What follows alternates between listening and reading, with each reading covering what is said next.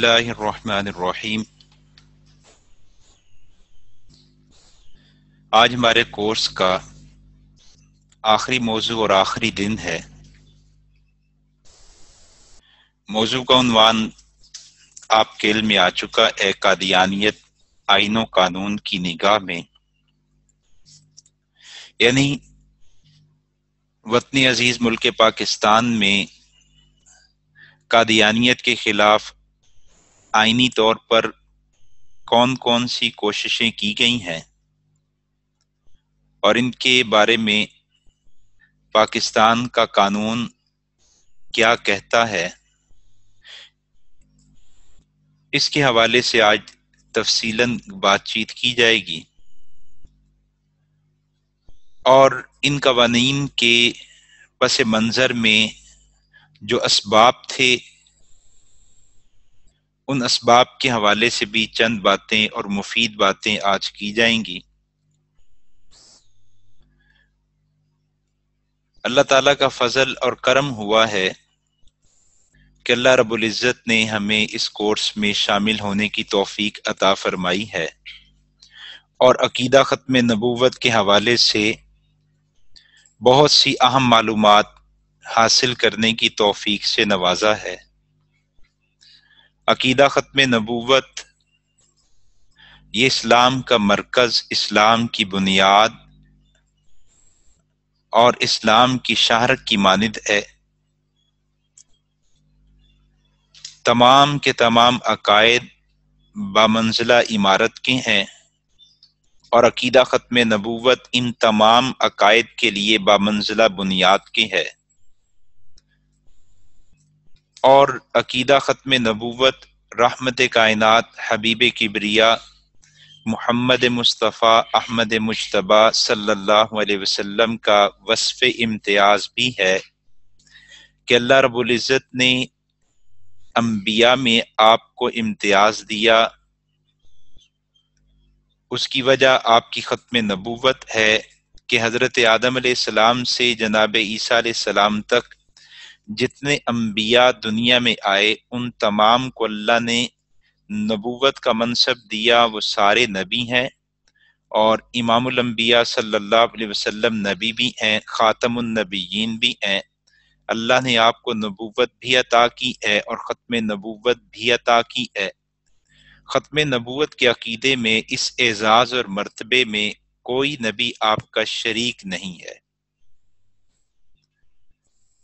اور یہ بڑی خوش نصیبی کی بات ہے، سعادت مندی کی بات ہے کہ اللہ رب العزت کسی کو نبی علیہ السلام کی اس وصف امتیاز یعنی عقیدہ ختم نبوت کے دفاع اور تحفظ کے لیے قبول فرما لیں اور کام کرنے کی سعادت عطا فرما دیں۔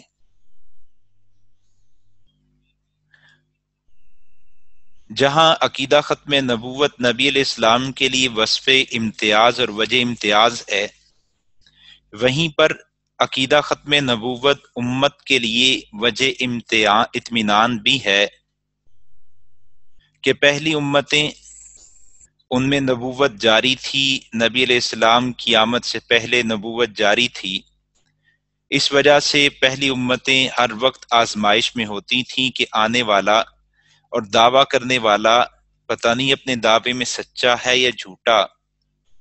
نبی علیہ السلام کے بعد اللہ نے امت سے اس آزمائش کو اٹھا لیا ہے۔ اب قیامت تک کے لیے امام الانبیاء صلی اللہ علیہ وسلم ہی کی نبوت ہے، آپ کے بعد اللہ کسی کو منصب نبوت عطا نہیں کریں گے، اور دور رسالت سے آج تک کوئی ایک دور بھی ایسا نہیں آیا جب امت نے نبی علیہ السلام کی عزت کے بارے میں سمجھوتا کیا ہو یا امام الانبیاء صلی اللہ علیہ وسلم کی ختم نبوت کے بارے میں کوئی سمجھوتا کیا ہو۔ دور رسالت کے واقعات بھی آپ کے سامنے آ چکے ہیں۔ اسود انسی نے دعوی نبوت کیا، اس کا انجام کیا ہوا؟ مسیلمہ کذاب نے دور صدیقی میں دعوی نبوت کیا، اس کا انجام کیا ہوا؟ آپ بر صغیر کے اسلامی دور کو دیکھ لیجئے، اس میں بھی عزت رسول پر اور ختم نبوت پر کبھی سمجھوتا نہیں ہوا۔ بر صغیر میں جب مرزا غلام احمد قادیانی نے دعویٰ نبوت کیا تو اس کی تردید کے لیے اور اس فتنے کے استحصال کے لیے ہر ایک پلیٹ فارم پہ کوشش کی گئی ہے، اور ہر ایک ممکنہ ذرائع کو استعمال کرتے ہوئے اور ہر ایک رخ پر محنت کی گئی ہے۔ شرعی نقطہ نگاہ سے تو 1884 میں ہی مرزا غلام احمد قادیانی کو اس کے دعووں کی وجہ سے اور اس کی کتابوں میں موجود بعض کفری عبارات کی وجہ سے غیر مسلم اور کافر قرار دے دیا گیا تھا، اور پھر آہستہ آہستہ پورے بر صغیر کے علماء کا اس پر اتفاق ہوا کہ یہ شخص اپنے عقائد کی وجہ سے مسلمان نہیں ہے۔ اس کے بعد پھر ملک شام سے، مصر سے، سعودی عرب سے اور پوری دنیا سے مرزا غلام احمد قادیانی کے کفری عقائد کی وجہ سے کفر کے فتوے آ گئے، لیکن قادیانی اپنے طور پر اپنا کام کرتے رہے۔ مرزا قادیانی 1908 میں مر گیا، اس کا خلیفہ بنا حکیم نور الدین، وہ 1914 میں مر گیا۔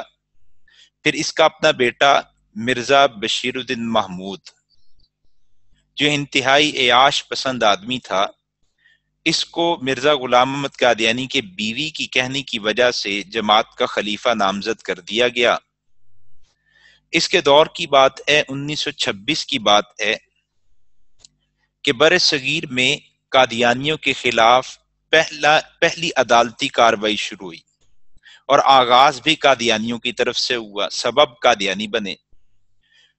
ہوا کچھ اس طرح تھا کہ ایک خاتون تھی عائشہ نامی، اس کا نکاح عبد الرزاق نامی لڑکے کے ساتھ ہوا۔ عبد الرزاق نکاح کے بعد قادیانی ہو گیا۔ جب لڑکی والوں کو، لڑکی کے والد کو پتہ چلا تو انہوں نے رخصتی سے انکار کیا اور کہا کہ تم مرتد ہو چکے ہو، قادیانی ہو چکے ہو، لہٰذا میں اپنی بیٹی تمہیں اب رخصتی نہیں کروں گا۔ قادیانیوں نے عبد الرزاق کو ابھارا اور اسے تیار کیا، وہ عدالت میں پہنچ گیا، دعویٰ دائر کر دیا کہ یہ خاتون میری منقوہ ہے، اسے واپس نکاح میں لایا، اسے میرے ساتھ رخصت کیا جائے۔ عدالت میں کچھ بات ہوئی اور عدالت نے قادیانیوں کے حق میں فیصلہ دے دیا۔ پھر دوسری عدالت میں بات ہوئی، اس کے بعد تیسری عدالت میں جب یہ بات چلی ہے، مقدمہ پیش ہوا ہے، تو بہاولپور کے مقتدر علماء، مقتدر شخصیات جمع ہوئیں،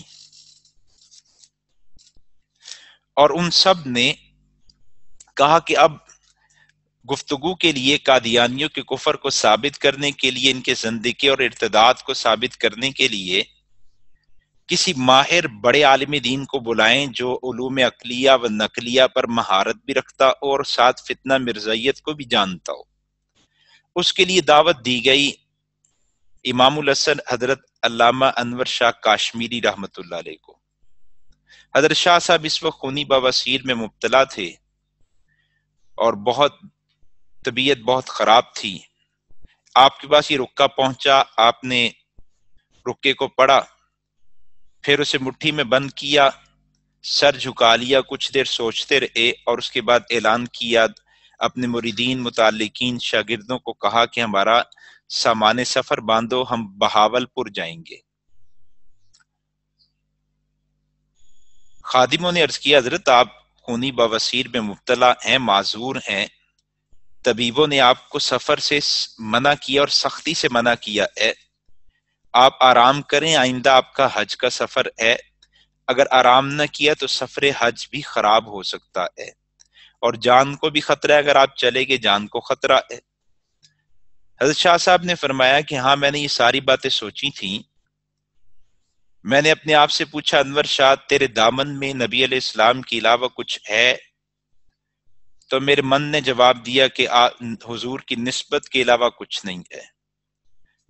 پھر میں نے اپنے آپ سے سوال کیا کہ اگر تم چلے گے حج پر، اپنی صحت کو ترجیح دی، آرام کیا، حج کا موقع مل گیا، چلے گئے، وہاں نبی علیہ السلام نے اگر پوچھ لیا انور شاہ یہاں کیا لینے آئے ہو، بر صغیر بہاولپور میں میری ختم نبوت کا مسئلہ تھا، تم یہاں کیا لینے آئے ہو، میں جواب کیا دوں گا؟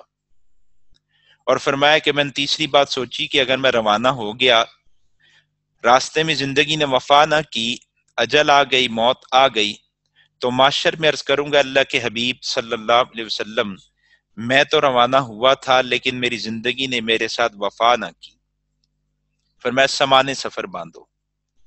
یہاں پہ ہمارے لیے بھی سوچنے کی بات ہے کہ ہم امام الانبیاء صلی اللہ علیہ وسلم کی ختم نبوت، آپ کی عزت ناموس کو کیا اس درجے میں اہمیت دیتے ہیں؟ یہ تو پھر حج کو موقوف کرنا، اپنی زندگی کو ہتھیلی پہ رکھ کے جانا، کیا ہم اپنے معمولی روزمرہ کے معاملات کو اس کام کی وجہ سے آگے پیچھے کرتے ہیں؟ اگر تو ہم اس کام کو ترجیح دیتے ہیں تو بہت بڑی سعادت ہے، اگر نہیں تو دعا کرنی چاہیے کہ اللہ تعالی ہمیں بھی نبی علیہ السلام کی ختم نبوت کا حقیقی چوکیدار بنا دے اور سچا سچا عشق عطا فرما دے، غم نصیب فرما دے۔ یہاں سے آپ جب روانہ ہوئے، پلیٹ فارم پہ مرید بھی ساتھ ہیں، گاڑی میں آپ بیٹھے، گاڑی میں سوار ہوئے تو آپ کے مریدین، آپ کے خادم، آپ کے شاگرد وہ رونے لگے۔ حضرت شاہ صاحب کے بیٹے مولانا انظر شاہ صاحب کاشمیری فرماتے ہیں کہ ابا جی نے ٹرین کے دروازے میں کھڑے ہو کے مجمع کو مخاطب کیا اور فرمایا، اور پگلو کیوں روتے ہو؟ جانتے نہیں کہ آج انور شاہ کاشمیری محمد رسول اللہ صلی اللہ علیہ وسلم کی ختم نبوت کا وکیل بن کے جا رہا ہے؟ اور پھر آپ چلے گئے۔ آپ کے ساتھ حضرت مفتی اعظم مفتی محمد شفیع صاحب رحمۃ اللہ علیہ، مولانا یوسف بنوری صاحب رحمۃ اللہ علیہ، بدر عالم میریٹھی رحمۃ اللہ علیہ، اور بڑے جلیل القدر حضرات جو اس وقت آپ کے شاگرد تھے، وہ سب آپ کے ساتھ تھے۔ بہاولپور عدالت میں پہنچے ہیں، گفتگو ہوئی ہے، اور لمبی چوڑی بحث کے بعد قادیانی خوب شرمندہ ہوئے، رسوا ہوئے، اور وہاں سے پھر آپ واپس آئے، اور واپسی پہ آپ نے کہا کہ اگر میری زندگی میں فاضل عدالت نے فیصلہ سنا دیا تو مجھے پہنچ جائے گا، اگر نہیں سنایا اور میں دنیا سے چلا گیا تو میری قبر پہ آ کے اس مقدمے کا فیصلہ سنا دینا۔ 1935 میں جج محمد اکبر خان نے فیصلہ سنایا، خوب تحقیق کے بعد مضبوط دلائل کی بنیاد پر قادیانیوں کو غیر مسلم قرار دے دیا گیا، فیصلہ کر دیا کہ یہ لوگ مسلمان نہیں ہے، اس وجہ سے عبدالرزاق کا نکاح عائشہ کے ساتھ فسخ ہو چکا ہے، اس نکاح کی اب کوئی حیثیت باقی نہیں رہی۔ جج محمد اکبر خان اس کو بہاولپور کے جو نواب تھے ان نے بلایا اور کہا، اکبر خان دیکھو، ہم جانتے ہیں اور تم بھی جانتے ہو کہ ہم انگریز کی طرف سے دی گئی نوابی پہ چل رہے ہیں، لیکن اس معاملے میں تم آزاد ہو، آزادی کے ساتھ فیصلہ کرنا، جتنا پریشر ہے وہ مجھ پہ ہے، تم نے آزادی سے فیصلہ کرنا ہے، دیکھنا مجھے معاشر میں رسول پاک صلی اللہ علیہ وسلم کے سامنے شرمندہ نہ کرنا۔ اکبر خان نے بہت مضبوط فیصلہ دیا۔ اس فیصلے کی مضبوطی کا اندازہ اس بات سے لگائیں کہ 1935 ہے، انگریز موجود ہے، حکومت انگریز کی ہے، 47 تک انگریز یہاں رہا، لیکن اس وقت سے آج تک قادیانیوں نے کبھی جرت نہیں کی کہ اس فیصلے کے خلاف اپیل دائر کریں، اتنا مضبوط فیصلہ ہے۔ اور ایک اور بات جو میرے ذہن میں آئی، ایک بزرگ تھے حضرت غلام محمد رحمۃ اللہ علیہ، خلیفہ غلام محمد، 90 سال سے زائد عمر تھی، اور جسم سے جو ہے وہ گویا صرف ہڈیوں کا ڈھانچہ رہ گئی ہیں، اتنے کمزور ہیں، بستر پر چارپائی پہ رہتے ہیں۔ آپ کو پتہ چلا کہ بہاولپور میں علامہ انور شاہ کاشمیری ختم نبوت کا نمائندہ وکیل بن کے آیا ہے، تو آپ نے مجھے مریدوں کو کہا کہ مجھے بھی بہاولپور لے چلو۔ مریدوں نے کہا حضرت آپ کیسے جا سکتے ہیں، آپ اپنی صحت دیکھیں، فرمایا چارپائی پہ ڈالو، مال گاڑی میں مجھے رکھو، چارپائی کو رکھو اور مجھے بہاولپور لے چلو۔ یہ 90 سال سے زائد عمر کے بزرگ جن کے ہزاروں لاکھوں میں مرید ہیں، وہ اسی حالت میں بہاولپور عدالت پہنچے ہیں، عدالت کے اندر کمرہ عدالت میں علامہ انور شاہ کاشمیری دلائل دیتے ہیں، اور حضرت خلیفہ غلام محمد رحمۃ اللہ علیہ باہر وہ اپنی چارپائی پہ لیٹے ٹلیٹے اللہ کے حضور امام الانبیاء صلی اللہ علیہ وسلم کی ختم نبوت کی فتح کے لیے دعائیں کرتے ہیں۔ یہ تفصیلی کارگزاری کیا ہوا تھا، کیسے ہوا تھا، یہ جو خاتون تھی عائشہ، ان کے بیٹے پروفیسر یحییٰ جلال پوری جو حیات ہیں، شبان ختم نبوت نے، شبان میڈیا نے ان کی پوری ایک ڈاکومنٹری تیار کی ہے جو آپ کو ہمارے یوٹیوب چینل سے مل سکتی ہے، آپ اسے سنیں، بڑی ایمان افروز ہے، سننے سے تعلق رکھتی ہے اور پھیلانے سے تعلق رکھتی ہے، ضرور سننا چاہیے اور اس کو ضرور پھیلانا چاہیے کہ وہ نام بھی عائشہ تھا اور اس کا کردار بھی عائشہ والا تھا، کہ اس نے کیسے امام الانبیاء صلی اللہ علیہ وسلم کی عزت حرمت ختم نبوت کے ساتھ اور اس کے والد نے اس عقیدے کے ساتھ وفا کی ہے، اور کتنی بڑی بڑی آفروں کو ٹھکرایا ہے، اور کن حالات میں انہوں نے اس اپنے ایمان کو، اپنی عزت کی حفاظت کی ہے۔ تو یہ پہلا مقدمہ بہاولپور کی عدالت میں ہوا، اور قادیانیوں کو یہاں شرمندگی ہوئی، ناکامی ہوئی، اور قادیانی دوبارہ عدالت کا رخ نہیں کر سکے۔ پھر یہ حالات چلتے رہے، پاکستان بن گیا۔ پاکستان بننے کے بعد 1952 میں مرزا بشیر الدین محمود نے ایک اعلان کیا جس پر علماء کے کان کھڑے ہو گئے اور ایک تحریک چلائی گئی۔ وہ اعلان کیا تھا کہ مرزا محمود نے اعلان کر دیا کہ ہم بلوچستان کو قادیانی صوبہ بنانا چاہ رہے ہیں اور ہم عنقریب اسے قادیانی صوبہ بنا لیں گے۔ پھر وزارت خارجہ کا عہدہ قادیانیوں کے پاس تھا۔ ظفر اللہ قادیانی نے وہ اپنی اس عہدے کو استعمال کرتے ہوئے ارتداد کو پھیلا رہا تھا، اپنی ارتدادی سرگرمیوں کو پھیلا رہا تھا، ہمارے سفارت خانوں کو قادیانی تبلیغی اڈوں میں تبدیل کیا جا رہا تھا۔ تو یہ اسباب تھے، اور پھر ان کے پاس اور بھی بہت سے کلیدی عہدے تھے، اور عسکری اداروں کے اندر بھی ان کے پاس بڑے بڑے عہدے تھے۔ اس بنیاد پر یہ انہوں نے اعلان کر دیا کہ ہم بلوچستان کو احمدی صوبہ بنائیں گے۔ علماء انہوں نے پھر ایک اجلاس طلب کیا اور ایک تنظیم بنائی جس کا نام رکھا آل پارٹیز مجلس تحفظ ختم نبوت۔ اس میں مختلف مکاتب فکر کے علماء کو دعوت دی گئی، علماء آئے، اور اس تنظیم اور اس جماعت کا جو امیر مقرر کیا گیا وہ حضرت مولانا پیر ابو الحسنات سید محمد احمد قادری رحمۃ اللہ علیہ، مسلکن بریلی مسلک کے تھے، لیکن ختم نبوت کے عنوان پر ہمیشہ امت ایک پلیٹ فارم پہ جمع ہوئی ہے، اور اس تحریک کے سرپرست خطیب اسلام حضرت امیر شریف سید عطا اللہ شاہ بخاری رحمۃ اللہ علیہ بنے۔ پھر اس تحریک میں ملک پاکستان کے جو نامور جید علماء کرام تھے، مشائخ تھے، وہ تمام اس تحریک میں قائد کے طور پر سامنے آئے ہیں۔ سب نے اپنی صلاحیتوں کا بھرپور استعمال کیا ہے۔ یہ جو اجلاس، ان کا جو پہلا اجلاس ہوا، اس میں 3 باتیں متفقہ طور پر قرارداد کے طور پر منظور ہوئیں، اور وہ یہ کہ ان میں سے پہلی بات یہ کہ قادیانیوں سے کلیدی عہدے واپس لیے جائیں، دوسری بات یہ کہ وزارت خارجہ کا عہدہ قادیانیوں سے واپس لیا جائے، اور تیسری بات یہ کہ قادیانیوں کو غیر مسلم اقلیت قرار دیا جائے۔ یہ تینوں مطالبات حکومت کے سامنے پیش کیے گئے تو وزیر اعظم صاحب نے ان مطالبات کو ماننے سے انکار کر دیا، اور ایک عجیب بات کہی، کہنے لگے کہ اگر میں نے تمہارے مطالبات مان لیے، ختم نبوت کا قانون بنا دیا، تو امریکہ مجھے گندم نہیں دے گا۔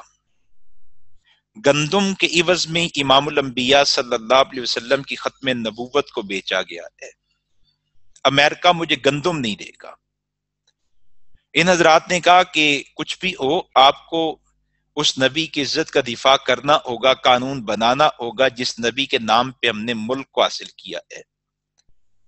ہمارے اسلاف نے قربانیاں اس مٹی کے لیے تو نہیں دیں، ہماری ماؤں بہنوں بیٹیوں کی عصمتیں مٹی کے لیے تو نہیں لوٹیں، ہمارے بچوں کو نیزوں کی انیوں پر اس مٹی کے لیے تو نہیں اچھالا گیا. یہ جو ساری قربانیاں تھی جو تقسیم کے وقت دی گئی ہیں اور جو تحریک چلائی گئی تھی، یہ ساری کی ساری لا الہ الا اللہ محمد رسول اللہ کے نام پہ تھی. جس نبی کے نام پہ ہم نے ملک حاصل کیا ہے، قربانی دینے والوں کے ذہن میں یہ بات تھی کہ ایسے خطہ مل جائے جہاں امام الانبیاء صلی اللہ علیہ وسلم کی عزت کا دفاع ہو سکے، تو آپ کو تو قانون بنانا ہوگا. انہوں نے کہا یہ ممکن نہیں ہے. انہوں نے کہا ہم تحریک چلائیں گے. حکومت نے کہا آپ چلائیں. تحریک چلائی گئی اور جان بوجھ کر اس تحریک میں اشتعال لانے کی کوششیں کی گئی. اس تحریک میں مسلمانوں کو جانوں کے لحاظ سے بڑا نقصان ہوا ہے. 10,000 سے زائد مسلمان 53 کی تحریک میں شہید ہوئے، اور مطالبہ کیا ہے؟ ان 10,000 شہداء کا مطالبہ صرف یہ کہ ملک پاکستان میں پاک نبی صلی اللہ علیہ وسلم کی عزت حرمت ختم نبوت کے تحفظ کا قانون بنایا جائے، قادیانیوں کو غیر مسلم قرار دیا جائے، پاکستان کے چوٹی کے علماء مشائخ گرفتار ہوئے، قید و بند کی صعوبتیں برداشت کی، 1 لاکھ سے زائد مسلمان اس تحریک میں قید ہوئے، 10 لاکھ مسلمان اس تحریک سے متاثر ہوئے. بڑے عجیب عجیب واقعات ہیں اس تحریک کے. ابھی کچھ عرصہ چند ماہ پہلے کی بات ہے، لاہور کے ایک ادارے کے اندر جامعہ عثمانیہ میں ختم نبوت سیشن تھا. اس سیشن کے بعد ہم کھانے پہ بیٹھے ہیں تو ایک بزرگ بیٹھے ہوئے تھے، فرمانے لگے کہ 53 کی تحریک میں میرے بڑے بھائی بھی شہید ہوئے ہیں. میں نے تھوڑے احوال لیے تو انہوں نے بتایا کہ میرے سب سے بڑے بھائی صوفی برکت علی احراری وہ اس تحریک میں پیش تھے، سید عطا اللہ شاہ بخاری رحم اللہ کے رفیق تھے، اور میرے سے بڑا بھائی وہ بھی اس تحریک کے لیڈر کے طور پہ چل رہا تھا. یہاں انارکلی کے قریب وہ ریلی کی قیادت کر رہا تھا تو سامنے جو ہے وہ مارشل لا والے پولیس فوج والے تھے. انہوں نے ختم نبوت زندہ باد کا نعرہ لگایا تو ایک بدبخت جرأت جسارت میں بڑا اور اس نے گولی چلا دی. وہ گولی ان کے بڑے بھائی کی ران پہ لگی. جوان گبرو جوان تھے، اپنے سینے کو چاک کیا، بٹن کھول لے اور فرمانے لگے بدبخت، عشق رسالت تو میرے سینے میں ہے، تو گولی چلانا چاہتا ہے تو سینے پہ چلا. اس نے پھر گولی چلائی، آپ کی گردن میں لگی اور آپ شہید ہو گئے اور پاک نبی صلی اللہ علیہ وسلم کے قدمین شریفین میں پہنچ گئے. اس ایک تحریک میں 10,000 مسلمان. واقعات آپ بہنوں آپ بھائیوں میں سے پہلے بھی سنے ہوں گے اور کئی واقعات آپ نے سن رکھے ہوں گے. یہ سارے واقعات حقیقت پر مبنی ہیں. ماں اپنے یتیم بچے کو پالتی ہے، جب وہ بڑا ہو جاتا ہے شادی کرنے لگتی ہے، بارات لے کے جا رہی ہے، دہلی دروازے کے قریب لاہور دہلی دروازے سے بارات گزر رہی ہے، وہاں گولیاں چلنے کی آواز آتی ہے، ماں بارات کو روکتی ہے، پوچھتی ہے کیا معاملہ ہے، کوئی اور بارات بھی ہے، بتایا جاتا نہیں بارات نہیں ہے. آج امام الانبیاء صلی اللہ علیہ وسلم کی ختم نبوت کی تحریک چلائی جا رہی ہے، تحریک والوں پر گولیاں چلائی جا رہی ہیں. ماں نے بیٹے کے سہرا اتار دیا اور کہنے لگی بیٹے آج کے دن کے لیے تجھے دودھ پلایا تھا، اگر تو دودھ حلال کرنا چاہتا ہے تو جا پاک نبی کی عزت حرمت پر قربان ہو جا. بیٹا بھی سعادت مند تھا، تحریک میں حصہ لیا، سینے پہ گولیاں کھائیں. ماں کے سامنے میت لائی گئی، ماں نے بیٹے کو پلٹ کے پشت سے دیکھا تو پشت پہ گولی کوئی نہیں. فرمانے لگی بیٹے تجھ سے امید یہی تھی، جب پاک نبی کے نام پر گولی چلے گی تو سینے پہ کھائے گا، پشت پہ نہیں کھائے گا. بہرحال یہ تحریک ہے. اس تحریک میں علماء کے قید و بند کی صعوبتیں ہیں. تفصیلاً اگر صرف اسی تحریک کو بیان کیا جائے تو یہ کچھ نہیں کوئی 4-5 گھنٹے کا موضوع ہے. اس میں کیا کیسے ایمان افروز واقعات. عورتوں نے اپنے جوان بیٹوں کو قربان کیا، بیویوں نے اپنے شوہروں کو روانہ کیا، بوڑھوں نے اپنے بچوں کو روانہ کیا. ان بزرگوں پر جو اپنے وقت کے امام تھے، ولایت کے آسمان کے آفتاب تھے، ان کو کیسی کیسی تکالیف اٹھانی پڑی، کس نام پہ؟ امام الانبیاء صلی اللہ علیہ وسلم کی ختم نبوت۔ ظاہراً اس تحریک کو کہا گیا یہ ناکام ہو گئی، لیکن حقیقتاً ناکام نہیں ہوئی۔ اس کے بہت سے نتائج آئے۔ ایک نتیجہ تو یہ کہ پورے پاکستان یعنی اسلامیہ نے پاکستان پر قادیانیت بے نقاب ہو گئی، ان کا کفر کھل کے سامنے آ گیا، عوام کے سامنے آ گیا۔ دوسرا، اہل ایمان کا ایمان بڑھ گیا، عشق بڑھ گیا۔ اور خدا کی قسم آپ کسی دور میں دیکھ لیں، جب یہ گستاخان پیغمبر، باغیان مصطفیٰ، ختم نبوت کے غدار جب بھی کوئی سازش کریں گے، اللہ اہل ایمان کے ایمانوں کو بڑھا دیں گے، عشق مصطفیٰ کی چنگاری آگ بن جائے گی اور قادیانیت کا کفر اور بے نقاب ہو جائے گا۔ حضرت مولانا یوسف لدھیانوی شہید رحم اللہ فرمایا کرتے تھے، قادیانیوں کے حق میں کوئی ایسی ذلت دکھی ہے کہ یہ وقتاً فوقتاً اس ذلتوں کو مزید بڑھانے کے لیے کوئی نہ کوئی سازش چلاتے رہتے ہیں، نتیجے میں پھر انہیں اور ذلتیں ملتی ہیں۔ تو اہل ایمان کا ایمان بڑا، عشق بڑا، اور آئندہ کے لیے راہ ہموار ہو گئی۔ اسی لیے سید عطا اللہ شاہ بخاری رحمۃ اللہ علیہ جب جیل سے رہا ہو کے آئے تو آپ نے دیکھا لوگ مختلف اعتراضات کر رہے ہیں۔ ان میں سے ایک اعتراض یہ کہ لوگ کہتے ہیں کہ تحریک ناکام ہو گئی۔ دوسرا اعتراض، یہ 10,000 جوانوں کے خون کا حساب کون دے گا؟ شاہ صاحب نے لاہور دہلی دروازے جلسہ کیا، فرمایا کہ پگلو تم کہتے 10,000، ان نوجوانوں کے خون کا حساب عطا اللہ شاہ بخاری تو امام الانبیاء صلی اللہ علیہ وسلم کے دور سے قیامت تک جتنے لوگ حضور کی ناموس حرمت پہ قربان ہوں گے ہو چکے، ان تمام کے خون کا حساب دینے کے لیے تیار ہے۔ بھلا اللہ حضور کی عزت پہ گرنے والے خون کا حساب لیں گے؟ اور دوسری بات فرمایا تم کہتے تحریک ناکام ہوئی، تحریک کامیاب ہو گئی ہے، ایک ایسا بم فٹ کر دیا ہے، وقت پہ پھٹے گا اور حکومت ہمارے مطالبات کو مان لے گی۔ اور یہ بات یاد رکھنے کی ہے، دین کے نام پہ جو محنت کی جاتی ہے اس میں اخلاص ہو، قربانی ہو، اللہ کی رضا کے لیے ہو، قربانی کے ساتھ ہو، اللہ اس کے نتائج ضرور دیتے ہیں۔ چنانچہ یہ نتائج ہمارے سامنے 1974 میں آئے ہیں۔ 1974 میں پاکستان میں ختم نبوت کے حوالے سے دوسری بڑی تحریک چلی ہے۔ اس تحریک کی وجوہات کیا تھیں، واقعات کیا، اس کے نتائج کیا آئے؟ اس میں وجوہات میں تحریک چلنے کی وجہ میں پہلا مسئلہ تو یہ تھا کہ قادیانیوں نے عوام سے توجہ ہٹا کے حکومتی عہدوں کی طرف توجہ کر لی تھی۔ 53 کی تحریک میں عوام کے سامنے کفر کھلا تو انہوں نے اپنا رخ بدل لیا، حکومتی عہدوں اور دفاتر کی طرف رخ کیا۔ دوسرا مسئلہ، 1970 کے انتخابات میں ان کو کچھ سیٹیں بھی مل گئیں، پھر ان کی اس وقت کی سیاسی جو اقتدار والی جماعت تھی اس سے وابستگی بھی تھی۔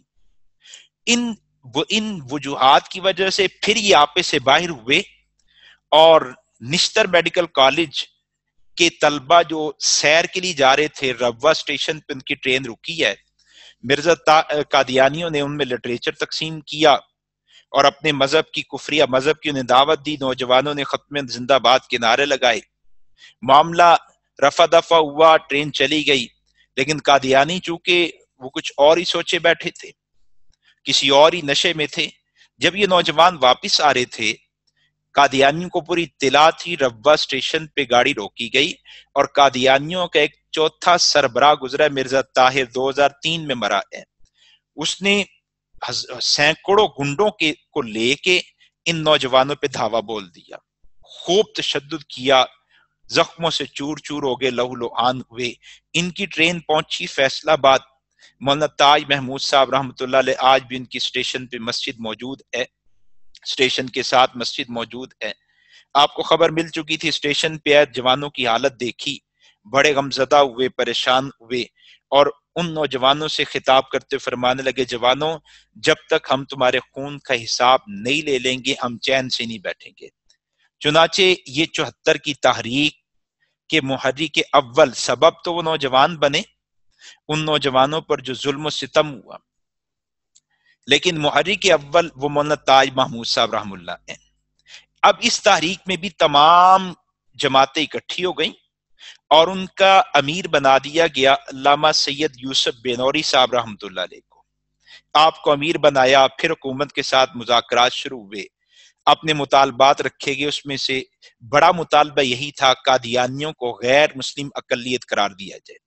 اچھا، خوش قسمت یہ کہ اس وقت اسمبلی میں کچھ ممبران علماء بھی تھے، علماء کو اللہ نے اسمبلی میں پہنچا دیا تھا، اور باہر انہوں نے اسمبلی میں محنت کی، اور باہر جو ہے کچھ اور حضرات نے محنت کی۔ جناب وزیر اعظم جناب محترم بھٹو صاحب نے علماء کو کہا کہ یوں آپ معاملہ نہ طے کروائیں، آپ قادیانیوں کو موقع دیں، وہ اسمبلی میں آئیں، آپ اپنے موقف کو پیش کریں، قادیانی اپنے موقف کو پیش کریں، جو فیصلہ ہوگا، جو بات صحیح ہوگی وہ سب کے سامنے آئے گی، اسی پر فیصلہ کر لیا جائے گا۔ چنانچہ علماء نے شرح صدر کے ساتھ اس تجویز کو قبول کیا، بالکل آپ بلائیں، ہم اسمبلی کے ممبران کے سامنے ان کا کفر واضح کر دیں گے۔ اور قادیانیوں نے بھی اس دعوت کو قبول کر لیا، ٹھیک ہے، وہ سمجھے کہ ہم تعویلوں کے ذریعے سے، ہیرا پھیری کے ذریعے سے اپنے کفر پہ پردہ ڈال لیں گے کہ اس ممبران اسمبلی کون سا قرآن و سنت سے زیادہ واقف ہوتے ہیں، ہم تعویلیں کر لیں گے، بات ہیرا پھیری میں گھما دیں گے۔ چنانچہ ادھر سے قادیانیوں نے اپنا موقف تیار کیا تحریراً، اور ادھر سے ملت اسلامیہ کا موقف تیار کیا گیا۔ جن حضرات کو یہ سعادت ملی وہ شیخ الاسلام مفتی محمد تقی عثمانی صاحب ہیں، حضرت مولانا سمیع الحق شہید رحمۃ اللہ علیہ ہیں۔ انہوں نے ملت اسلامیہ کا موقف تیار کیا، اور لکھنے کی سعادت جن کا قلم استعمال ہوا ہے، نیٹ کر کے لکھا ہے، وہ حضرت سید نفیس الحسینی شاہ صاحب رحمۃ اللہ علیہ تھے۔ اپوزیشن کی طرف سے قرارداد مولانا شاہ احمد نورانی صاحب نے پیش کی، اور حکومت کی طرف سے قرارداد پیر عبدالحفیظ پیرزادہ نے پیش کی۔ اور پھر یہ جو موقف لکھا گیا تھا، یہ اسمبلی میں پڑھ کے سنانے کی سعادت حضرت مفتی محمود صاحب رحمۃ اللہ علیہ کے حق میں آئی۔ اب اس پر جو موقف ہمارا لکھا گیا اور پھر قادیانیوں کا موقف آیا، بحث ہونی ہے، جرا ہونی ہے۔ تو قادیانیوں نے کہا کہ ہم کسی مولوی سے بات نہیں کریں گے، کسی مفتی سے بات نہیں کریں گے۔ علماء نے کہا کہ بھائی مذہب کی بات ہے تو علماء ہی بات کریں گے۔ انہوں نے کہا نہیں، ہم مولوی اور مفتی سے بات نہیں کریں گے، اور آج بھی قادیانی یہی کرتے ہیں۔ علماء کی بات آتی ہے، اور خاص طور پر وہ علماء جو فتنہ مرزائیت کو سمجھنے والے ہیں، تو فوراً بیک فٹ پہ چلے جاتے ہیں، فوراً جو ہے نا وہ میدان چھوڑ جاتے ہیں۔ ان کا ہم علماء سے نہیں کریں گے۔ کس سے کرو گے بھئی؟ کوئی غیر عالم نمائندہ بن جائے، علماء بات اس تک پہنچائے، وہ ہم تک پہنچائے، یوں چلے گی بات۔ چنانچہ اٹارنی جنرل یحییٰ بختیار، اللہ تعالیٰ نے ان کا انتخاب کیا، اور انہوں نے پھر قادیانی مرزا ناصر پر جرا کی ہے، اور یہ جو تحریک چلی ہے اسمبلی میں، جو نشستیں ہوئی ہیں، اس تحریک کا کل دورانیت 90 دن ہے، اسمبلی میں بحث کا دورانیت 13 دن ہے، کل 28 اجلاسات ہوئے اور 96 نشستوں پر مشتمل تھے۔ 13 دن بحث ہوئی، 14ویں دن جا کے اٹارنی جنرل صاحب نے، یحییٰ بختیار صاحب نے ساری بحث کو سمیٹا، خلاصہ پیش کیا، اور جب انہوں نے خلاصہ پیش کیا تو تمام ممبران جن کے سامنے پہلے ہی قادیانیت کی حقیقت آ چکی تھی، ان پر مزید قادیانیت کا کفر کھل گیا۔ وہ عقائد و نظریات کون سے تھے جن کی بنیاد پر قادیانیوں کو غیر مسلم اقلیت قرار دیا گیا، اور ان عقائد و نظریات میں تعویلات اور ہیرا پھیری بھی قادیانیوں کے کفر کو چھپا نہیں سکی۔ وہ کچھ عقائد و نظریات تو آپ ہمارے ایک سیشن میں سن چکے ہیں، آپ کے سامنے وہ کچھ عقائد و نظریات بیان ہو چکے ہیں۔ مزید اگر آپ اس موضوع پر مطالعہ کرنا چاہیں تو آپ اس عنوان پر لکھی گئی کتابوں کو لے لیں، شبان میڈیا سے، شبان والوں سے رابطہ کریں، یہ بھی آپ تک مواد پہنچا سکتے ہیں۔ جو اسمبلی کی بات ہوئی ہے، جو بحث کے بعد فیصلہ آیا ہے، نتیجہ آیا ہے، وہ یہ کہ قادیانیوں کو ملک پاکستان میں آئینی طور پر غیر مسلم اقلیت قرار دے دیا گیا کہ یہ مسلمان نہیں ہے۔ آئینی ترمیم آپ کے سامنے ہے، اس میں 2 شکوں کا اضافہ ہوا۔ ایک شک الف اے یہ تو تھی کہ مسلمان وہ ہے جو اللہ رب العزت کی وحدت توحید پر غیر مشروط ایمان رکھے، اور ساتھ نبی علیہ السلام کی نبوت اور ختم نبوت پر ایمان رکھتا ہو۔ یعنی ملک پاکستان میں مسلمان کی تعریف میں یہ بات بھی داخل ہے، مسلمان کی آئینی تعریف میں یہ بات بھی داخل ہے کہ وہ شخص جہاں اللہ رب العزت کی وحدانیت کا اقرار کرتا ہو، جہاں نبی علیہ السلام کی نبوت کا اقرار کرتا ہو، وہیں پر وہ امام الانبیاء صلی اللہ علیہ وسلم کی خاتمیت، آپ کی ختم نبوت کا بھی غیر مشروط وہ اقرار کرتا ہو، اس پر ایمان رکھتا ہو۔ اور دوسری چیز مسلمان ہونے کے لیے جو ضروری وہ یہ تھی کہ جو آدمی حضور کو نبی نہ مانے یا خاتم النبیین نہ مانے، حضور کو نبی نہیں مانتا تب بھی مسلمان نہیں، اور حضور کو خاتم النبیین نہیں مانتا تب بھی مسلمان نہیں۔ جیسے عیسائی یہودی وہ حضور کی نبوت کو ہی نہیں مانتے، کہا یہ مسلمان نہیں ہے، اور قادیانی جو کہ ظاہری زبان سے کہتے ہیں کہ ہم حضور کی نبوت کو مانتے ہیں، الفاظ کے درجے میں کہتے ہیں ہم حضور کی نبوت کو مانتے ہیں، لیکن ختم نبوت کو نہیں مانتے، تو یہ بھی غیر مسلم۔ تو یہ آئینی ترمیم ہوئی کہ ختم نبوت، مسلمان وہ جو نبی علیہ السلام کی ختم نبوت پر غیر مشروط ایمان رکھتا ہو، اور کافر جو حضور علیہ السلام کی ختم نبوت کو، آپ کی نبوت، آپ کی وحدانیت کو نہ مانتا ہو۔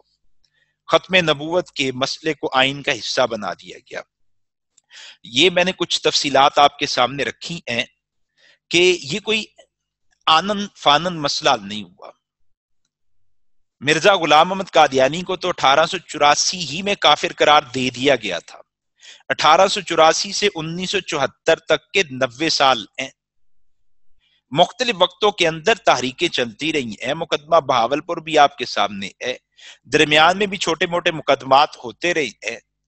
پھر 74 میں بھی جب قادیانیوں کو کافر قرار دیا گیا تو ان کو پورا موقع دیا گیا ہے، آنن فانن نہیں کہ ایک ہی نشست کے اندر فیصلہ کر دیا گیا ہو، پورا موقع دیا گیا، بلائے گئے، اور پھر نتیجہ آپ کے سامنے، ان کو غیر مسلم اقلیت قرار دیا گیا۔ اچھا، قادیانی اب اس فیصلے کو غیر مؤثر بنانے کے لیے اور اس آئینی ترمیم کو ختم کروانے کے لیے مختلف ہیلے ہتھکنڈے استعمال کر رہے ہیں اور مختلف سوالات پھیلا رہے ہیں، اور انہی سوالات کو بعض نام نہاد مسلمان پھیلانے میں لگے ہوئے ہیں۔ ہمارے پرنٹ میڈیا، ہمارا الیکٹرانک میڈیا، اس پہ بھی بعض لوگ ہیں جو اس طرح کے ان کے قادیانی کے سوالات عوام میں لانے کی کوشش کر رہے ہیں، عوام کے ذہنوں میں ڈالنے کی کوشش کر رہے ہیں۔ ان میں سے پہلا اعتراض کیا ہے کہ ریاست کے پاس کسی کو مسلم اور غیر مسلم قرار دینے کا حق ہے ہی نہیں۔ جاوید احمد غامدی صاحب بھی یہی کہہ رہے ہیں۔ اب وہ ایک پروگرام کچھ عرصہ پہلے آپ نے سنا تھا حمزہ عباسی کا، اس نے بھی یہی کہا، بحث چھیڑ دی کہ ریاست کے پاس کسی کو مسلم اور غیر مسلم قرار دینے کا حق ہے ہی نہیں۔ میں قادیانیوں سے اور ان کے نمائندوں سے اور ان کے وکلاء سے پہلی بات تو یہ کرتا ہوں کہ جناب اگر ریاست کے پاس اختیار نہیں تھا تو قادیانیوں نے ریاست کی دعوت کو قبول کیوں کیا؟ اگر ریاست اس وقت ان کو مسلمان قرار دے دیتی تو کیا ان کا یہ اعتراض اب ہوتا؟ اگر اختیار تھا ہی نہیں تو قادیانی نے کیوں کہا کہ ویلکم، ہمیں بلائیں، آپ ہمارے موقف کو بھی سنیں، سن کر فیصلہ کریں۔ دوسری بات کہ یہ اعتراض کہ ریاست کے پاس حق نہیں ہے، یہ اعتراض کرنے والا یا تو آئین پاکستان کی مبادیات کو نہیں جانتا اور تاریخ اسلام سے بھی ناواقف ہے، یا پھر وہ جان بوجھ کر فکری طور پر بددیانتی کا مرتکب ہے۔ اس اعتراض سے پہلے ہمیں یہ بات دیکھنی ہے کہ ہم نے بطور شہری اس ریاست کو کن کن چیزوں کا پابند بنایا ہے اور کون کون سے فرائض ہیں جو ہم نے اس ریاست کے ذمے رکھے ہیں۔ آپ دستور پاکستان کے دیباچے کو دیکھیں تو اس میں وضاحت کے ساتھ لکھا ہوا ہے کہ ہم پاکستانی شہری تمام کائنات پر اللہ کی حاکمیت کو تسلیم کرتے ہوئے ایک ایسا نظام وضع کرنا چاہتے ہیں جس میں مسلمان انفرادی اور اجتماعی زندگیاں قرآن و سنت کے مطابق گزار سکے۔ ہم نے تو ریاست کو پابند کیا ہے کہ ہمیں ایسا نظام دیں جس نظام کے تحت ہم اپنی انفرادی اور اجتماعی زندگیاں قرآن و سنت کے مطابق گزار سکیں۔ آپ آئین پاکستان کے آرٹیکل 2 کو دیکھیں تو اس میں بھی لکھا ہے ریاست کا مذہب اسلام ہوگا۔ اب جب یہ طے کر دیا ریاست کا مذہب اسلام ہوگا تو یہ بات بھی ضروری ہوگی کہ پھر اس بات کی وضاحت ہو کہ مسلمان کون ہے اور کافر کون ہے۔ اسی طرح آپ دستور کے باب 2 کو دیکھیں، اس میں پالیسی کے اصول وضع کرتے ہوئے آرٹیکل 31 میں ریاست کو پابند کیا گیا ہے کہ وہ ایسے تمام اقدامات کرے جس سے مسلمان اس قابل ہو سکیں کہ وہ اپنی زندگی اسلام کی بنیادی اصولوں کے مطابق گزار سکے۔ اسی طرح آپ آرٹیکل 41 کو دیکھیں، یہ آپ ریاست کے آرٹیکل جتنے مبادیات اس کے دستور کو دیکھیں گے، آپ کے سامنے ساری بات آ جائے گی کہ ملک کا مذہب وہ اسلام ہوگا۔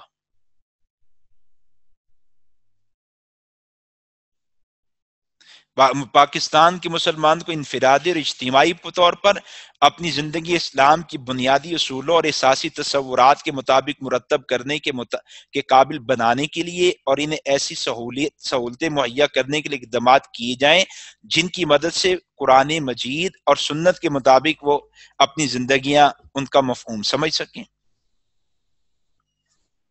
پھر آپ یہ بات بھی دیکھیں کہ آرٹیکل 41 میں یہ بات وضاحت کے ساتھ لکھی ہے کہ ریاست کا صدر اس کا مسلمان ہونا ضروری ہے۔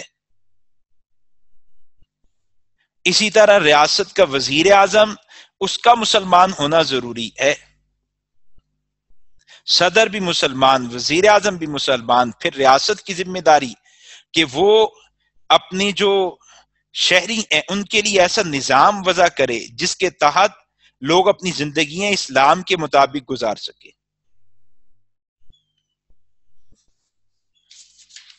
تو یہ جو اعتراض ہے کہ جی ریاست کے پاس اختیار ہے یا نہیں، جناب ریاست کے پاس تو اختیار ہے۔ پھر ہم کہتے بھی اس ریاست کو اسلامی جمہوریہ پاکستان، تو ریاست کے پاس تو اختیار ہے کہ وہ مذہب کے بارے میں فیصلہ کر سکے۔ یہ سوال تو ریاست سے ہوتا ہی نہیں کہ تمہارے پاس اختیار نہیں ہے۔ اصل سوال یہ ہوتا ہے کہ ریاست نے اس اختیار کو استعمال کرنے میں جو عدل و انصاف کے تقاضے ہیں ان کو پورا کیا تھا یا نہیں۔ تو آپ کو جواب ہاں میں ملے گا کہ ریاست نے عدل و انصاف کے تمام تر تقاضوں کو پورا کیا۔ قادیانیوں کو بلایا گیا، وہ آئے، آ کے گفتگو ہوئی ہے، ان کو پورا موقع دیا گیا ہے۔ میں نے کچھ تفصیلات عرض کر دی ہیں۔ پورے عدل و انصاف کے تمام تر تقاضوں کو بجا لاتے ہوئے قادیانیوں کے بارے میں فیصلہ کیا گیا ہے۔ اور پھر آپ اسلامی تاریخ کو بھی دیکھ لیجئے، اسلامی ریاستیں ان کو دیکھ لیجئے۔ دور رسالت میں اسلامی ریاست ہے، ریاست مدینہ۔ امام الانبیاء صلی اللہ علیہ وسلم نے بطور حکمران بھی ان باتوں کا فیصلہ کیا ہے کہ مسلمان کون ہے، کافر کون ہے، اور نبوت کے دعوے داروں کے بارے میں فیصلے بھی آپ نے کیے ہیں۔ پھر نبی علیہ السلام کے بعد آپ دیکھ لیجئے دور خلافت کو، حضرت صدیق اکبر رضی اللہ تعالیٰ عنہ کے دور کو دیکھیے، اس میں بھی فیصلے کیے گئے ہیں۔ حضور کے زمانے میں اسود عنسی ہے، صدیق اکبر کے زمانے میں مسیلمہ کذاب ہے، اور اس کے بعد کہ آپ اسلامی ادوار کو دیکھ لیجئے، اسلامی ریاستوں نے، مسلم ریاستوں نے مسلمان اور کافر کو ہمیشہ جدا جدا رکھا ہے۔ دوسرا اعتراض ان کا وہ یہ ہے کہ جناب 1974 میں جو فیصلہ کیا گیا ہے یہ یک طرفہ سیاسی فیصلہ تھا۔ یہ اعتراض بھی بالکل بے بنیاد ہے۔ کیوں؟ اس لیے یک طرفہ تب ہوتا جب قادیانیوں کو دعوت نہ دی گئی ہوتی۔ قادیانیوں کو تو بلایا گیا، پورا موقع دیا گیا، اور سیاسی کیسے ہو گیا؟ قرارداد تو اپوزیشن لائی ہے، انہوں نے قرارداد کو پیش کیا ہے۔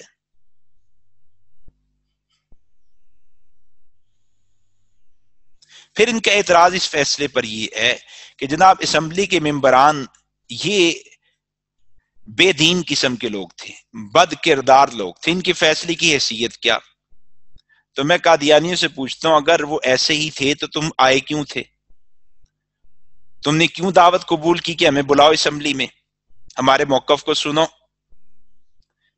اور دوسرا، چلو اگر اسمبلی کے ارکان ایسے، تو تمہیں جب علماء نے، مفتیوں نے 1884 سے کافر ڈکلیئر کیا کہ تم اپنے عقائد کی وجہ سے مسلمان نہیں، تو کیا تم نے ان کے فیصلوں کو مان لیا؟ قرآن و سنت سمجھنے والے، تم نے ان کے فیصلوں کو مانا ہے؟ اور قادیانیت کا کفر سمجھنا کوئی راکٹ سائنس نہیں ہے. ان کے تو ایسے گندے غلیظ عقائد ہیں کہ ایک ان پڑھ آدمی کے سامنے بھی، بے نمازی کے سامنے بھی، جو دین پر عمل نہیں کرتا اس کے سامنے بھی رکھیں گے، حتیٰ کہ آپ اگر کافر کے سامنے بھی رکھیں، کسی عیسائی ہندو کے سامنے بھی رکھیں کہ یہ عقائد اگر کسی کے ہوں تو کیا وہ مسلمان ہوگا، تو وہ آپ کو کہے گا نہیں، یہ اسلام کے عقائد نہیں ہے. ایسا عقائد رکھنے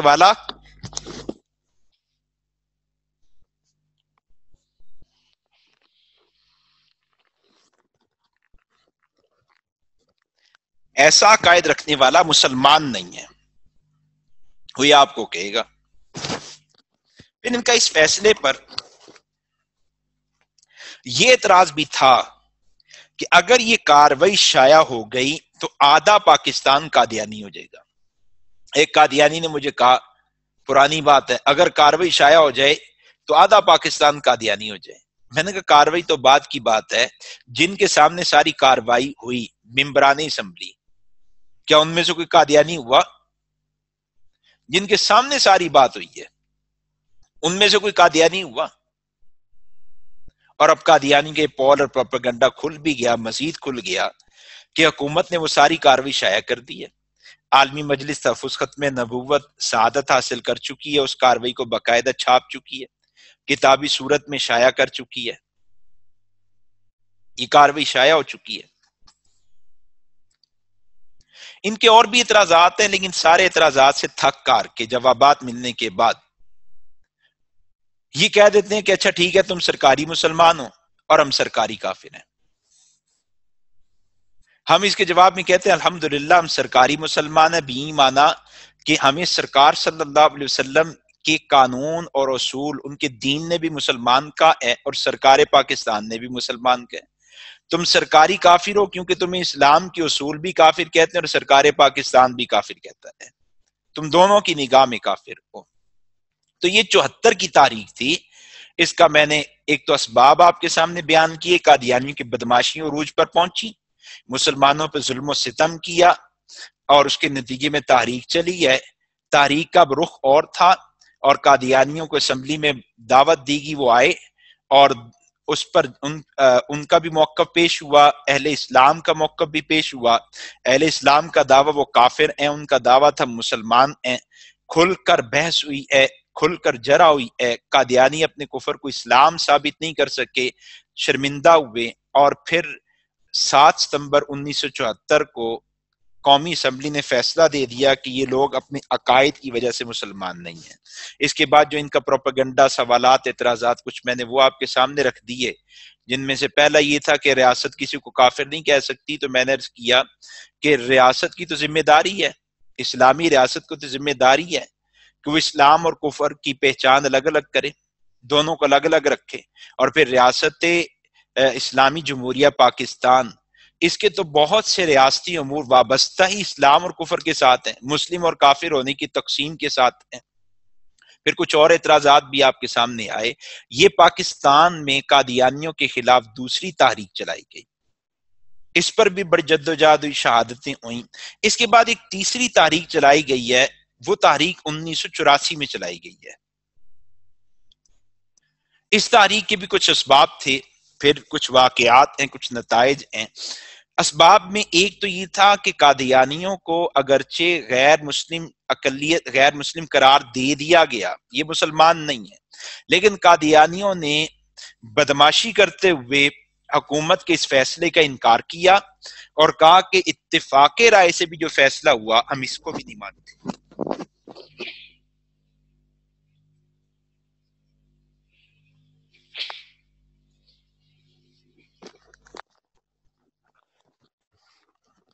کہنے لگے ہم اس کو بھی نہیں مانتے. اور پھر شاعر اسلامی کا کھلا استعمال کیا، کلمہ لکھنا شروع کر دیا، کلمہ لوگوں کے سامنے پڑھنا شروع کر دیا، اذانیں کہنا شروع کر دیں. یہ کام چلتا رہا. اچھا 10 سال تک ان کے خلاف کچھ نہیں ہوا. یہ پھر سے دوبارہ بدماشی پر اتر آئے اور ایک بزرگ تھے مولانا اسلم قریشی، سیالکوٹ میں ختم کا کام کرتے تھے، اس پٹی پہ قادیانیت بڑی مضبوط تھی. قادیانیوں نے ان کو اغوا کر لیا. اس پر پھر تحریک چلی، اور اب تحریک کا مطالبہ یہ تھا کہ قادیانیوں کو کافر تو ہیں لیکن ان کی شناخت الگ کی جائے. یہ کافر ہونے کے باوجود مسلمانوں کو اسلام کے نام پہ دھوکہ دے رہے ہیں، کلمے کے نام پہ دھوکہ دے رہے ہیں، شعار دین کے استعمال کر کے مسلمانوں کو دھوکہ دے رہے ہیں، تو ان کے بارے میں قانون سازی کی جائے. تو 26 اپریل 1984 میں امتناع قادیانیت آرڈیننس آیا ہے، اور اس کے تحت 2 قوانین کا اضافہ کیا گیا.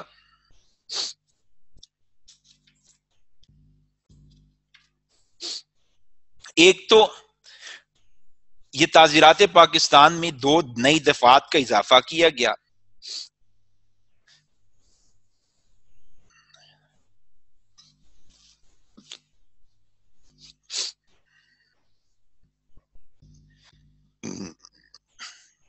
معذرت، قادیانی امتناع آرڈیننس آیا 26 اپریل 1984 کو. اس میں 298 بی اور 298 سی کا اضافہ کیا گیا. 298 بی جس پر قادیانی بہت چیختے ہیں ہمارے حقوق پامال ہو گئے، ہمارے حقوق ضائع ہو گئے، ہمارے حقوق پہ ڈاکہ ڈل گیا. 298 سی یہ دونوں ہیں کیا؟ اس کو اگر آپ غور سے دیکھیں تو اس میں کیا لکھا ہے کہ کوئی شخص جو مسلمان نہیں ہے وہ شعار اسلامی کے استعمال نہیں کر سکتا. اس میں کیا لکھا ہے کہ قادیانی گروپ لاہوری ہو، ربوہ والا ہو، وہ خود کو احمدی نہ کہیں اور وہ نبی علیہ السلام کے صحابہ کی جگہ کسی کو صحابی نہ کہیں، خلیفہ نہ کہیں، امیر المومنین نہ کہیں، خلیفۃ المسلمین نہ کہیں. نبی علیہ السلام کی ازواج کے علاوہ کسی کی بیوی کو ام المومنین نہ کہا جائے. نبی علیہ السلام کے خاندان کے علاوہ کسی کو اہل بیت نہ کہا جائے. اپنی عبادت گاہ کو مسجد نہ کہا جائے. یہ 298 بی ہے کہ قادیانی وہ اب مرزے کے چیلوں کو صحابی نہیں کہہ سکتے، اس کے جانشین کو امیر المومنین نہیں کہہ سکتے، اس کی بیوی کو ام المومنین نہیں کہہ سکتے، اس کے خاندان کو اہل بیت نہیں کہہ سکتے، وہ اپنی عبادت گاہ کو مسجد نہیں کہہ سکتے. اور یہ بالکل حق بجانب تھا. صحابی حضور کے ماننے والے، حضور کے ساتھی، امیر المومنین مسلمانوں کے خلیفہ، ام المومنین امام الانبیاء کی ازواج کو، اہل بیت حضور کے خاندان کو، مسجد مسلمانوں کی عبادت گاہ کو کہا جاتا ہے. اور دوسرا جو شک تھی وہ یہ تھی کہ قادیانی اذان نہیں کہہ سکتے. عبادت گاہ بنائیں لیکن مسجد کی طرز پہ نہیں. عبادت گاہ میں لوگوں کو دعوت دیں، اپنے لوگوں کو بلائیں، آئیں وہ اپنی عبادت کریں، لیکن وہ اس کے لیے اذان نہیں کہیں گے. ایسا طریقہ نہیں اپنائیں گے جس سے ان کا کفر لوگوں کو اسلام لگے. یہ 298 بی تھا. اور سی کیا ہے کہ قادیانی کسی بھی شخص کو اپنے مذہب کی دعوت نہیں دے سکتے. ایک آدمی خود کو مسلمان کہہ رہا ہے، قادیانی اسے اپنے کفر کی دعوت نہیں، اس سے روک لیا گیا. یہ اپریل 1984 میں قادیانیوں کے خلاف آرڈیننس آیا ہے. شعار دین کے استعمال نہیں کر سکتے، اور دوسرا 298 سی اپنے مذہب کی دعوت نہیں دے سکتے. اس آرڈیننس کے خلاف بھی قادیانی نے بہت وویلا کیا، شور کیا، بہت پروپیگنڈا کیا، مختلف عدالتوں کا رخ کیا. وفاقی شرعی عدالت میں گئے، ہائی کورٹس میں گئے، سپریم کورٹ گئے، اب یہ وفاقی شرعی عدالت نے کیا کہا، ہائی کورٹس نے کیا کہا، سپریم کورٹ کے فل بینچ نے کیا کہا، اس کو آپ دیکھ لیجئے۔ جب یہ وفاقی شرعی عدالت میں پہنچے اور کہا کہ جی ہم آزاد ہیں، اور پاکستان کا آرٹیکل 20 وہ کہتا ہے کہ یہاں کا ہر شہری آزاد ہے، ہم شہری ہیں، ہمیں بھی مکمل طور پر آزادی ہونی چاہیے۔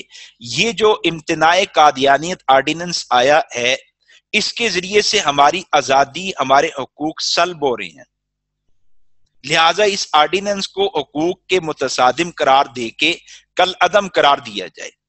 وفاقی شرعی عدالت نے فیصلہ کیا دیا، ساری بحث کو سنا، اور سننے کے بعد کہتے ہیں کہ قادیانیوں کہتے ہیں کہ اس سوال پر ہم غور کر چکے ہیں اور اس نتیجے پر پہنچے ہیں کہ ہر دو عقیدوں کے قادیانی مسلمان نہیں ہیں بلکہ غیر مسلم ہیں، وہ ربوہ والے ہوں یا لاہوری ہوں، دونوں غیر مسلم ہیں۔ لہٰذا یہ امتناع قادیانی آرڈیننس انہیں اپنے آپ کو ایسا کہلانے سے روکتا ہے جو وہ نہیں ہے، وہ مسلمان نہیں ہے، تو آرڈیننس کہتا ہے کہ تم خود کو مسلمان نہیں کہہ سکتے، تو حق ہے، جب وہ ہے ہی نہیں مسلمان تو ان کے حقوق پر کیسے ڈاکہ ہے؟ کیونکہ ان کو جھوٹ موٹ مسلمان ظاہر کر کے کسی شخص خصوصاً امت مسلمہ کو دھوکہ دینے کی اجازت نہیں دی جا سکتی۔ یہ وفاقی شرعی عدالت نے فیصلہ دیا اور آگے اس آرڈیننس کی مزید تصدیق کی کہ جو کہا گیا ہے 298 میں کہ قادیانی مرزے کے ماننے والوں کو صحابی، اس کی بیوی کو مومنین ماننے اور اس کی جو خاندان اہل بیت نہیں کہہ سکتے، بالکل سچ ہے، کیونکہ قرآن و سنت میں القابات نبی علیہ السلام اور آپ کے اہل تعلق کے ساتھ مخصوص ہو چکے ہیں، نبی علیہ السلام اور آپ کے اہل تعلق کے ساتھ مخصوص ہو چکے ہیں۔ اس کے بعد قادیانی مختلف ہائی کورٹس میں گئے ہیں، لاہور ہائی کورٹ میں آئے تو لاہور ہائی کورٹ نے بھی امتناع قادیانیت آرڈیننس کو وہ اس کے بارے میں فیصلہ دیا کہ بالکل حق ہے، کسی کے حقوق پہ ڈاکہ نہیں ہے، بلکہ یہ اسلامیہ نے پاکستان کے حقوق کا تحفظ ہے۔ اور فاضل جج صاحب نے، جناب خلیل الرحمن رمدے صاحب نے اپنے تاثرات میں کیا لکھا، انہوں نے کہا کہ مرزا قادیانی نے بذات خود محمد رسول اللہ ہونے کا اعلان کیا اور ان تمام لوگوں کے خلاف بے حد غلیظ زبان استعمال کی جنہوں نے اس کی جھوٹی نبوت کے دعوے کو رد کیا، اور اس نے یعنی مرزا قادیانی نے خود اعلان کیا کہ برطانوی سامراج کی پیداوار یعنی اس کا خود کاشتہ پودا ہے، لہٰذا جب وہ اس بات کا دعویٰ کرتا ہے کہ وہ خود محمد رسول اللہ ہے اور اس کے پیروکار اس کو ایسا ہی مانتے ہیں، تو اس صورت میں وہ رسول اکرم صلی اللہ علیہ وسلم کی شدید توہین اور تحقیر کے مرتکب ہوتے ہیں۔ یہ پوری بحث طرفین کا موقف سننے کے بعد لاہور ہائی کورٹ بھی اس نتیجے پہ پہنچا کہ یہ بدترین گستاخ ہیں اور یہ آرڈیننس اور یہ قوانین قادیانی کے حقوق کو پامال نہیں کرتے۔ پھر یہ چلے گئے سپریم کورٹ میں، 1993 میں گئے سپریم کورٹ میں، سپریم کورٹ کا فل بینچ بیٹھا، انہوں نے اپنا موقف وہی پیش کیا کہ پاکستان کا آئین پاکستان کا آرٹیکل 20 وہ کہتا ہے کہ یہاں کے شہری آزاد ہے، ہر لحاظ سے آزاد ہے، تو ہمیں کھلی طور پر آزادی دی جائے۔ یہ آرڈیننس 84 والا امتناع قادیانی آرڈیننس، اس کو ہمارے حقوق کے متصادم قرار دے کے کل عدم کیا جائے۔ اس پر سپریم کورٹ کے ججوں نے فیصلہ دیا اور پھر سپریم کورٹ کے ججوں نے کچھ ریمارکس دیے ہیں، لکھا ہے کچھ، وہ کہتے ہیں کہ اگر کسی قادیانی کو انتظامیہ کی طرف سے یا قانوناً شاعر اسلام کا اعلانیہ اظہار کرنے یعنی پڑھنے کی اجازت دے دی جائے تو اقدام ان کی شکل میں ایک اور رشدی تخلیق کرنے کے مترادف ہوگا۔ یعنی فاضل جج صاحب فل بینچ نے ان کے عقائد کو پڑھا، وہ جو مرزا کہتا ہے کہ نعوذ باللہ میں دوسرا محمد ہوں، میرے ماننے والے صحابی، میری بیوی ام المؤمنین، میرا جانشین خلیفہ، اور وہ جو اپنے لیے درود پاک کا استعمال کرتا ہے، ان عقائد کو دیکھنے کے بعد کہتے ہیں کہ اگر ہم قادیانیوں کو اجازت دے دیں تو ہر قادیانی وہ سلمان رشدی کی طرح گستاخ ہے۔ اور پھر وہ یہ کہتے ہیں کہ جب کوئی قادیانی شاعر اسلامی کے استعمال کرتا ہے یعنی پڑھتا ہے تو یہ اعلانیہ رسول اکرم صلی اللہ علیہ وسلم کے نام نامی کی بے حرمتی اور دوسرے انبیاء کرام کے اسماء گرامی کی توہین کے ساتھ ساتھ مرزا قادیانی کا مرتبہ اونچا کرنے کے مترادف ہے۔ جس سے مسلمانوں کا مشتعل ہونا اور طیش میں آنا ایک فطری بات ہے، اور یہ چیز نقص امن عامہ کے موجب بن سکتی ہے، جس کے نتیجے میں قادیانیوں کے جان و مال کا نقصان بھی ہو سکتا ہے۔ پھر آگے دیکھیں انہوں نے کیا کہا، کہتے ہیں کہ ہم یہ بھی نہیں سمجھتے کہ قادیانیوں کو اپنی شخصیات، مقامات اور معمولات کے لیے نئے خطاب، القاب یا نام وضع کرنے میں کسی دشواری کا سامنا کرنا پڑے گا۔ آخرکار ہندوؤں، عیسائیوں، سکھوں اور دیگر برادریوں نے بھی اپنے بزرگوں کے لیے القابات اور خطابات بنا رکھے ہیں، اپنے ان کے بھی تہوار ہیں۔ چونکہ ان کی شناخت الگ ہے اس لیے کوئی اختلاف نہیں ہوتا، الجھن نہیں رہتی۔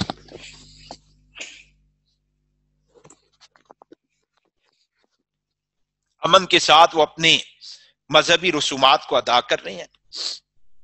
تو جج صاحبان کہہ رہے ہیں کہ جیسے اور مذاہب کے لوگ مذہب ان کا جدا ہے، تو انہوں نے اپنے جو بڑے ہیں ان کے لیے خطاب کے اور القاب کے الگ الگ نام وضع کیے ہوئے ہیں۔ تو قادیانیوں کو کون سی دشواری ہے؟ آخر وہ کیوں مرزے کو محمد الرسول اللہ، نبی اور رسول کہتے ہیں؟ آخر کیوں اس کی بیوی کو ام المومنین کہتے ہیں جبکہ مسلمان حضور کو محمد الرسول اللہ کہتے ہیں، آپ کی بیوی کو ام المومنین کہتے ہیں؟ کیوں مرزے کے خاندان کو اہل بیت کہا جاتا ہے جبکہ مسلمان حضور کے خاندان کو اہل بیت کہتے ہیں؟ کیوں ان کے طرز مسلمانوں کے طرز پہ عبادت گاہ بنائی جاتی ہے؟ جیسے اور مذاہب کے لوگوں کی عبادت گاہیں جدا جدا ہیں، قادیانی بھی اپنی عبادت گاہ جدا طرز پہ بنا لیں؟ کیوں بضد ہے وہ کافر ہونے کے باوجود کہ وہ اہل اسلام کے شاعر دین کو استعمال کریں گے؟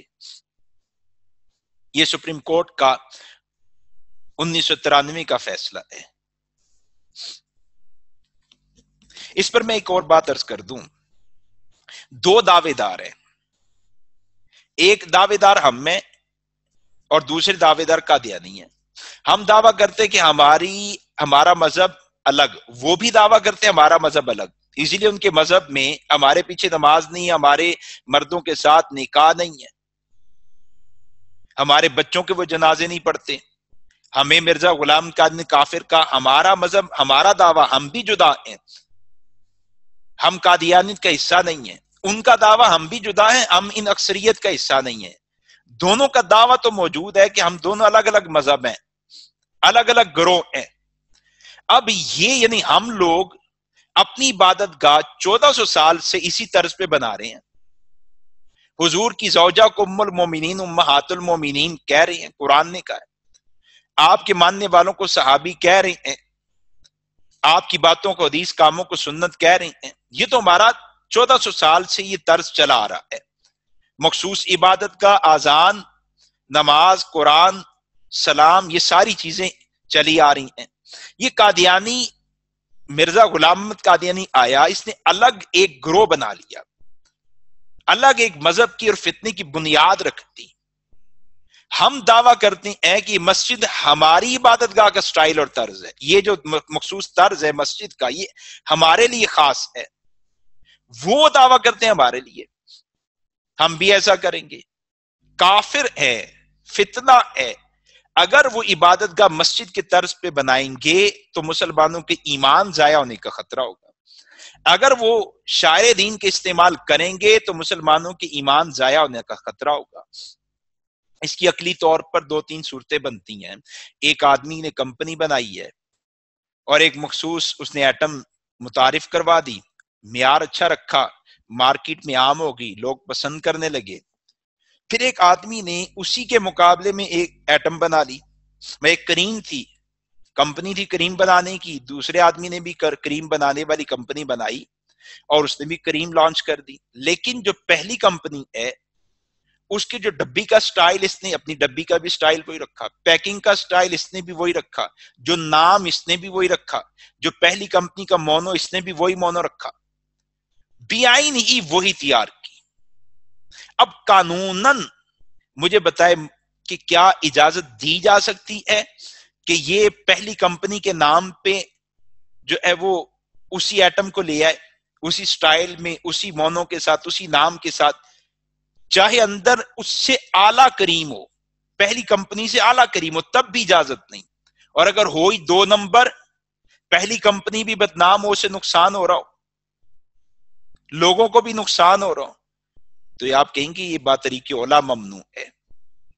اب یہ پہلی کمپنی والا عدالت میں جاتا ہے، کہتا ہے جناب انہوں نے یہ کمپنی بنائی ہے، میری پہلی کمپنی چل رہی تھی، میرا مونو سٹائل یہ ہے، میری کریم کا نام یہ ہے، ڈبی کی پیکنگ یہ ہے، یہ سارا کچھ ہے، اور میں رجسٹرڈ ہوں، قانوناً سارا کام کر رہا ہوں، یہ آیا ہے اس نے غیر قانونی کام کے اندر 2 نمبر رکھا ہے، میں بدنام ہو رہا ہوں۔ اب وہ جو مجرم تھا، جو 2 نمبر آدمی تھا، اس نے کہا کہ جناب جج صاحب مجھے اجازت دی جائے، ان کا اجازت، بلکہ اس نے کہا کہ اس طرح کریں کہ اسے کہ اپنی کمپنی کا نام بدل لے، اپنا مونو بدل لے، اپنی ڈبی کا سٹائل بدل لے، میں نہیں بدل سکتا۔ جج صاحب کہا کہ یہ تو نہیں ہوگا بھائی، یہ رجسٹرڈ ہے، یہ اصل ہے، اس کو ختم کر کے تمہیں اجازت کیسے دی جا سکتی ہے؟ اس نے کہا اچھا چلو یہ نہیں ہو سکتا تو پھر آپ یہ کر لیں کہ مجھے بھی اجازت ہو، اسے بھی اجازت ہو، دونوں اپنا اپنا کام کریں۔ جج صاحب کہیں گے یہ بھی نہیں ہو سکتا، پھر کیا ہوگا؟ جج کہے گا کہ تم اپنے مونو کو بدلو، اپنے سٹائل کو بدلو، تم بعد میں چاہے 3 نمبر چیز بیچو، لیکن اپنا مونو بدلو، لوگو بدلو، اپنی پیکنگ بدلو۔ اب قادیانی اور ہم 2 فریق ہیں، ہم کہتے ہیں یہ شاعر دین ہم اسلام کے ساتھ خاص ہیں، یہ شاعر اسلامی ہیں۔ قادیانی کہتے ہیں ہم استعمال کریں۔ اب یہاں ایک بات ہوگی، ہم چھوڑ دیں اپنی مسجد کا سٹائل بدلنے، کلمہ بدلنے، قرآن بدلنے، آذان بدلنے، تو آپ کہیں گے نہیں یہ تو عقل میں نہیں آتا۔ پھر قادیانیوں کو دعوت دیجئے کہ وہ چھوڑ دیں، یہ نہیں ہو سکتا، دونوں استعمال کریں، 1 نمبر 2 نمبر ایک کی طرح، لوگوں کو دھوکا ہوگا۔ اور یہی سپریم کورٹ نے کہا کہ اگر قادیانیوں کو شاعر دین استعمال کرنے کی اجازت دی جائے تو یہ دھوکا ہے، اور دھوکا یہ کسی کا حق نہیں ہوتا۔ قادیانی دھوکے باز ہیں، دھوکے باز کو دھوکے کی اجازت دینا ہی اس کا حق تھوڑی ہے، دھوکے سے روک لینا اس کے حقوق پہ ڈاکہ تھوڑی ہے۔ جیسے ایک آدمی وہ اس کو پکڑ لیا، پیش کیا کہ عدالت میں بھئی جرم کیا ہے؟ جناب یہ جیب کاٹتا ہے، جیب کاٹتا ہے۔ اس نے کہا جج صاحب آپ کا قانون ہی غلط ہے۔ بھئی ہمارا قانون کیوں غلط؟ کہتا ہے میں نے اتنی مشکل سے یہ فن سیکھا ہے، مارے کھاتا کھاتا ٹرین ہوا ہوں، اب جب میں فنکار بن گیا ہوں، جیبیں کاٹتا ہوں، گھر میں بھی بچوں کے لیے راشن لے کے جاتا ہوں، گھر کا نظام چلاتا ہوں، تو آپ کہتے ہیں کہ جی یہ جرم ہے، یہ تو آپ کا قانون میرے حقوق پر ڈاکہ ہے۔ تو جج اسے کہے گا کہ جناب یہ قانون تمہارے حقوق پہ ڈاکہ نہیں، اس قانون کے ذریعے میں نے دوسروں کے حقوق کا دفاع کیا ہے۔ اسی طرح یہ قادیانیت، امتناع قادیانیت آرڈیننس قادیانیوں کے حقوق پہ ڈاکہ نہیں، بلکہ ان قوانین کے ذریعے سے اہل اسلام کے حقوق کا دفاع کیا گیا ہے۔ اور ایک اور بات بہت غور سے سننے والی ہے، وہ یہ کہ یہ جو فاضل عدالت تھی، یعنی سپریم کورٹ فل بینچ، اس نے کہا کہ اگر قادیانی لا الہ الا اللہ محمد رسول اللہ پڑھتا ہے، لکھتا ہے، چھاپتا ہے، اس کی تبلیغ کرتا ہے، تو ایسا کرنے والا قادیانی 295 کے جرم کا ارتکاب کرتا ہے، توہین رسالت کرتا ہے۔ کیوں؟ اس لیے کہ قادیانیوں کا دعویٰ ہے کہ محمد 2 ہوئے، ایک محمد عربی اور دوسرا نعوذ باللہ یہ قادیان والا مرزا قادیانی۔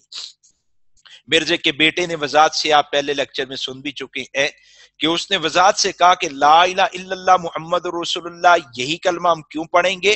اس لیے کہ مرزا خود محمد رسول اللہ ہے۔ تو یہ حقوق ان کے حقوق پر، یہ امتناع قادیانیت آرڈیننس ان کے حقوق پہ ڈاکہ نہیں ہے، یہ اہل ایمان، اہل اسلام کے حقوق کا دفاع ہے۔ یہ 3 تحریکیں پاکستان میں چلی ہیں۔ تحریک 1953 خلاصہ میں نے آپ کے سامنے رکھ دیا، تاریخ 1974 اس کا بھی کچھ خلاصہ آپ کے سامنے رکھ دیا، کیوں چلی، نتائج کیا ہے، اور جو قوانین بنے، آئینی ترمیم ہوئی، اس پر قادیانیوں کے تحفظات، اشکالات اور پروپیگنڈا کیا ہے، اور اسی طرح 84 کا قادیانی آرڈیننس، وہ بھی میں نے آپ کے سامنے رکھ دیا ہے کہ قانون کیا ہے، یہ آرڈیننس کیا ہے، یہ قادیانیوں کو کس بات سے روکتا ہے، آیا ان کے حقوق پامال کرتا ہے، یہ اہل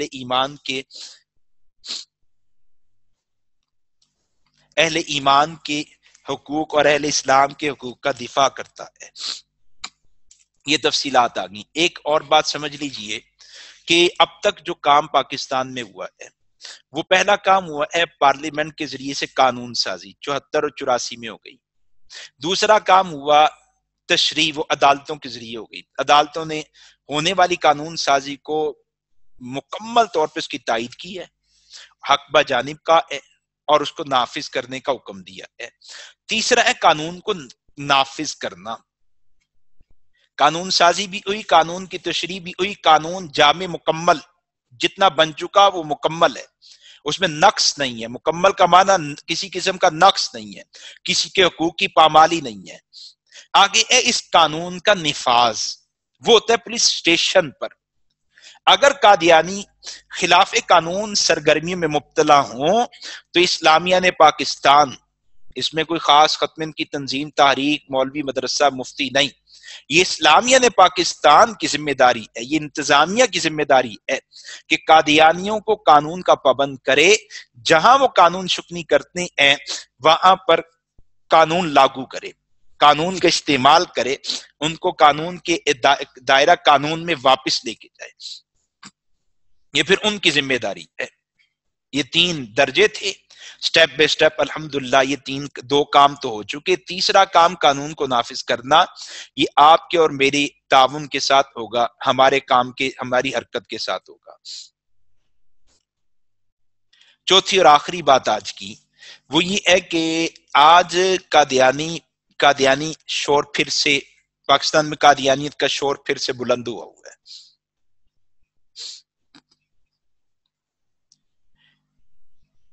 اور ابھی چند دن پہلے بھی ایک ایشو اٹھا کہ قومی اقلیتی کمیشن میں قادیانیوں کو ممبر بنانے کی بات چلی ہے، فیصلہ ہوا ہے۔ اس پر پھر اسلامیہ نے پاکستان وہ تقسیم ہو گئے، 2 گروہ میں تقسیم ہو گئے۔ جو تو مذہبی طبقہ ہے، مذہب کو جاننے والے، فتنے کو جاننے والے لوگ ہیں، ان سب کا اتفاق رائے ہے کہ یہ فیصلہ غلط ہے۔ وہ سب کہتے ہیں کہ یہ فیصلہ ٹھیک نہیں ہے۔ کیوں؟ اس لیے کہ جس طریقے سے ممبر بنایا جا رہا ہے یہ طریقہ ٹھیک نہیں ہے۔ اس میں بنیادی طور پر یہ بات سمجھ لیں کہ ہماری قادیانیوں کو 2 دعوتیں رہی ہیں۔ ایک دعوت یہ رہی ہے کہ وہ اسلام قبول کریں، اور اگر اسلام قبول نہیں کرتے تو خود کو غیر مسلم اقلیت مان لیں۔ یہ 2 دعوتیں ہمیشہ سے ہماری رہی ہیں۔ قادیانیوں نے ان دونوں دعوتوں کو ماننے سے انکار کیا، اسلام بھی قبول نہیں کر رہے اور خود کو غیر مسلم اقلیت بھی نہیں مان رہے۔ اب جب یہ بات چلی ہے غیر مسلم اقلیت کے چھتری کے نیچے لانے کی، تو ہم نے کہا کہ یہ طریقہ کار حکومت نے اختیار کی ہے ٹھیک نہیں۔ کیوں؟ اس لیے کہ صحیح طریقہ کار یہ ہے کہ آپ پہلے قادیانیوں کو اس بات پر قائل کریں کہ وہ دستور کو مانتے ہیں۔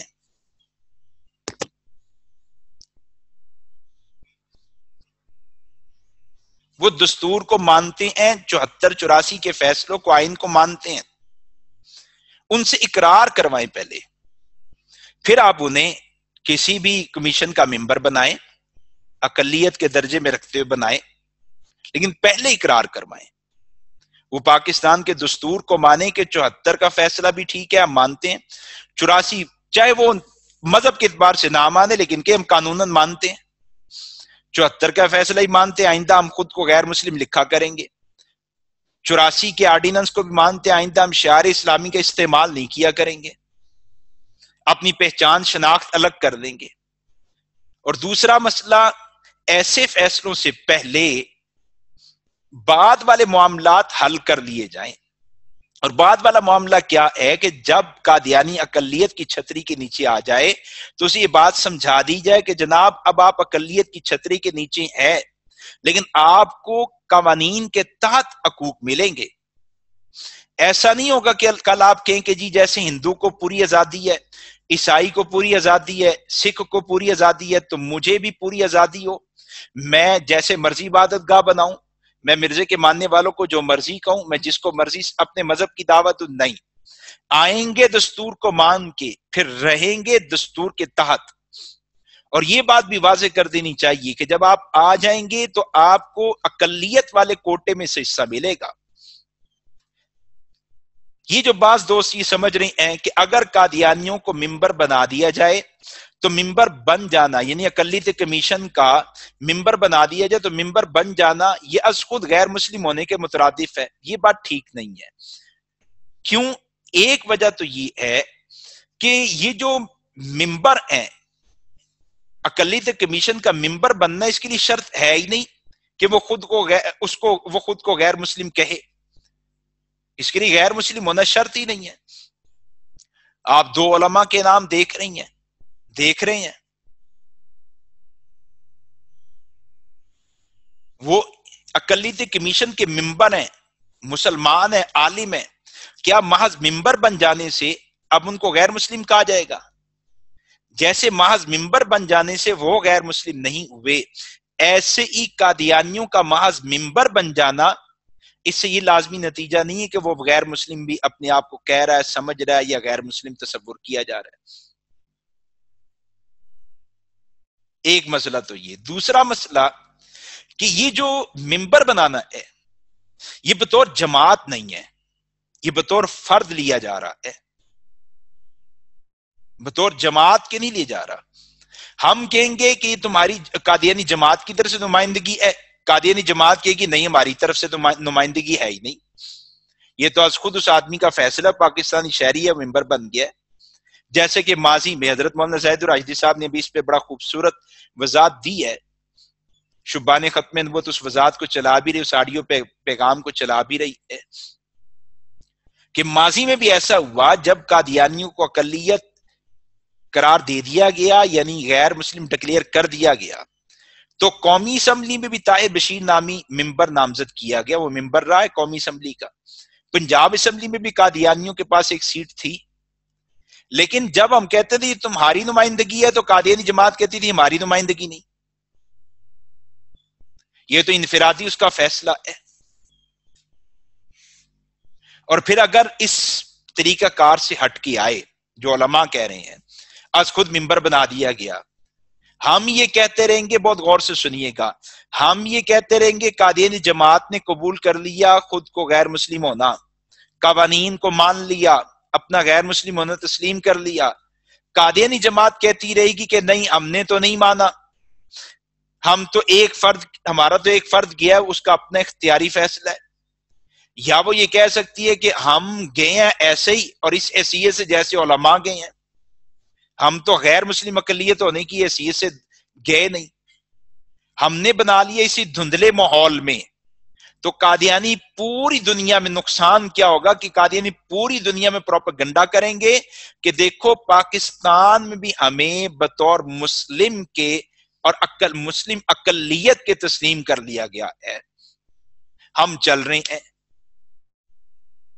چنانچہ جو نقصان پہلے ہو رہا ہے دنیا کے مسلمانوں کو، وہ نقصان اور زیادہ بڑھ جانے کا اندیشہ ہے کہ یہ قادیانیوں کا پروپیگنڈا، وہ پروپیگنڈا کہ ہم مسلمان وہ کچھ اس کو حقیقت بنا کر پیش کرنا شروع کر دیں گے کہ دیکھو ایک ملک تھا جس نے ہمیں غیر مسلم قرار دیا تھا، اسی ملک نے ہماری نمائندگی کو مسلم اقلیت کی حیثیت سے لے لیا ہے کہ وہ جو اقلیتی کمیشن بورڈ ہے اس میں 2 مسلمان علماء اور ایک ہمارا بحیثیت مسلمان ممبر موجود ہے.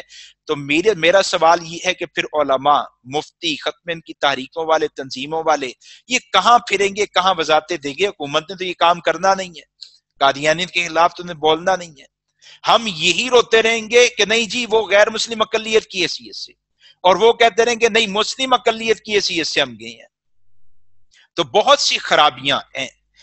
اچھا حل صحیح طریقہ کار کیا ہے کہ اگر آپ قادیانیوں کو غیر مسلم اقلیت کی چھتری کے نیچے لانا چاہتے ہیں تو صحیح طریقہ کار یہ ہے کہ آپ قادیانی قیادت کو دعوت دے دیں، مرزا مسرور کو دعوت دیں کہ بھئی ہم آپ کو غیر مسلم اقلیت، آپ اقلیت اور غیر مسلم ہیں، ہم آپ کو دستور کی تحت غیر مسلم اقلیت بنانا چاہ رہے ہیں، اپنی نمائندگی دے دیں. وہاں اس سے رابطہ کریں، یہاں جو ان کی قیادت بیٹھی ہے ربوہ میں اس سے رابطہ کریں. ان سے آپ یعنی جماعت کی سطح پر آئے، فرد کی سطح پر نہ جائیں. اور بھی بہت سی خرابیاں ہیں. صحیح حل یہی ہے کہ آپ انہیں اگر اقلیت کی چھتری کے نیچے لانا چاہتے ہیں تو آپ ان کی قیادت سے رابطہ کریں، علماء سے رابطہ کریں، مل بیٹھ کے معاملات کو حل کریں دستور کے تحت. ان کی جماعت تسلیم کرے کہ ہم دستور کے تحت آ رہے ہیں اور غیر مسلم اقلیت بن کے آ رہے ہیں، اور پھر یہ واضح کر دیں کہ آئندہ آپ کو غیر مسلم اقلیت کے کوٹے سے حصہ ملے گا. اور میں عرض کروں قادیانی مرتے مر جائیں گے لیکن اس دعوت کو قبول نہیں کریں گے. جب تک آپ ممبر بنا رہے تھے نا، یک طرفہ بات تھی، تو وہ ممبر بننا قبول کر رہے تھے، کوئی تردید نہیں. ربوہ ٹائم نے بھی اوکے کر دیا، خوشی کے اس نے خوشی کے ساتھ میسج چلا دی، پیغام چلا دیے. قادیانی خوش ہوئے کہ ہمیں بطور مسلم اقلیت کے لیا جا رہا ہے. لیکن جب علماء نے اپنے تحفظات کا اظہار کیا تو قادیانی فوراً بیک فٹ پہ چلے گئے. اگر صحیح پروسیجر کے تحت لائیں گے قادیانی کبھی بھی نہیں آئیں گے. حکومتوں کو بھی فائدہ ہو جائے گا کہ بین الاقوامی سطح پر کہہ سکیں گے دیکھو ہم تو انہیں اقلیت کے حقوق دینا چاہ رہے ہیں، یہ آ نہیں رہے، خود لینا نہیں چاہ رہے. اور یہ اقلیت غیر مسلم اقلیت کی کیٹیگری میں کیوں نہیں آتے؟ میں یہ اس پہ قرض کر دوں کہ یہ پروپیگنڈا کرتے ہیں جی پاکستان میں ہمارے حقوق پامال، پاکستان میں ہمارے حقوق پامال، پاکستان میں ہم محفوظ نہیں. یہاں پہ یہ پروپیگنڈا کرتے ہیں اور اتنی بات کہتے ہیں ہم اقلیت ہے تو اقلیت والے حقوق دیں. غیر مسلم نہیں کہتے اقلیت ہے، اقلیت والے حقوق دیں. لیکن حقوق اکثریت والے لے رہے ہیں، اکثریت کی کیٹیگری میں آ کے حقوق لے رہے ہیں. بیرون ممالک جاتے ہیں تو وہاں پہ وکھرا شور کرتے ہیں. اللہ رب العزت ہمیں اس فتنے کو سمجھنے کی توفیق عطا فرما دے، اور اس فتنے کے خلاف جو کاوشیں کی گئی ہیں، جو اس فتنے کو لگام دینے کے لیے اور ان قوانین کو بنوانے کے لیے خون لگا ہے، ہمارے جوانوں نے، بوڑھوں نے، علماء نے، اولیاء نے قید و بند کی صعوبتیں برداشت کی ہیں. ہمیں ان قربانیوں کی لاج رکھنے کی توفیق عطا فرمائے. اور حکومت ہے، انتظامیہ ہے، علماء ہے، عوام ہے، کوئی بھی ہے، ہر ایک کو اپنی وابستگیاں امام الانبیاء صلی اللہ علیہ وسلم کے ساتھ قائم رکھنے کی توفیق عطا فرما دے. بہت بڑی جدوجہد ہے، بہت بڑی کاوشیں ہیں، بڑی قربانیاں لگی ہیں. اب اگر ہم اتنا بھی نہ کر سکے، لوگوں نے خون دیا ہے، لوگوں نے اپنی اولادیں قربان کی ہیں، ماؤں نے اپنے بچے قربان کی ہیں، بوڑھوں نے اپنے بڑھاپے قربان کی ہیں. اگر ان قربانیوں کے نتیجے میں جو قوانین بنے، ہم ان قوانین کی حفاظت بھی نہ کر سکیں تو ہم امام الانبیاء صلی اللہ علیہ وسلم کو کیا منہ دکھائیں گے؟ ہم کس منہ سے امام الانبیاء صلی اللہ علیہ وسلم سے شفاعت طلب کریں گے کہ اللہ کے رسول ہماری موجودگی میں، جب کہ ہم کروڑوں کی تعداد میں تھے، آپ کی ناموس، آپ کی ختم نبوت، اس کے حوالے سے جو قوانین ہیں ان میں چھیڑ چھاڑ ہوتی رہی، ان میں ترمیمات ہوتی رہی، گستاخان پیغمبر کو ہمارے ملک کے اندر ہماری موجودگی میں پروٹوکول ملتے رہے. تو ہم اپنی صلاحیتوں کے ذریعے، اپنے وقتوں کے ذریعے، اپنے مالوں کے ذریعے، اپنے تعلقات کے ذریعے اپنے نبی صلی اللہ علیہ وسلم سے وفا کریں. ساری سیاسی وابستگیاں، ساری جماعتی وابستگیاں وہ یہیں رہ جاتی ہیں. جب آدمی قبر میں اترتا ہے تو خدا کی قسم سوائے ایک نسبت کے کوئی اور نسبت کام نہیں آتی. اور یہ بھی سوچ لیں کہ ہم کس کے لیے کیا کر رہے ہیں، ہم کن کے دفاع میں، کن کی طرفداری میں بولتے ہیں. ایک طرف امام الانبیاء صلی اللہ علیہ وسلم کی ذات جن نے ہمارے لیے کیا کچھ نہیں کیا، اور دوسری طرف یہ قادیانی، اور دوسری طرف ہماری سیاسی وابستگیاں. ہمیں حکومتوں نے کیا دیا ہے، ہمیں سیاستدانوں نے کیا دیا ہے؟ ہمیں تو ہمیشہ اپنی کلی وابستگی اسلام کے ساتھ اور نبی علیہ السلام کی ذات کے ساتھ رکھنی چاہیے. اللہ رب العزت ہمیں امام الانبیاء صلی اللہ علیہ وسلم کی ناموس، آپ کی ختم نبوت کی دفاع کے لیے ہمیشہ کام کرتے رہنے کی توفیق عطا فرما دے. اور جب کبھی کوئی مسئلہ اٹھے تو علماء اور ختم نبوت والے اور مذہبی طبقے پر اعتماد کرتے ہوئے، اپنے بھی ایمان، عقیدے، عمل کی حفاظت کرتے ہوئے اس کام کو آگے پھیلانے کی توفیق عطا فرمائے رکھے. اللہ رب العزت ہمارے کہنے کو، سننے کو قبول فرمائے اور ہماری صلاحیتوں کو اپنے محبوب صلی اللہ علیہ وسلم کے لیے قبول فرمائے.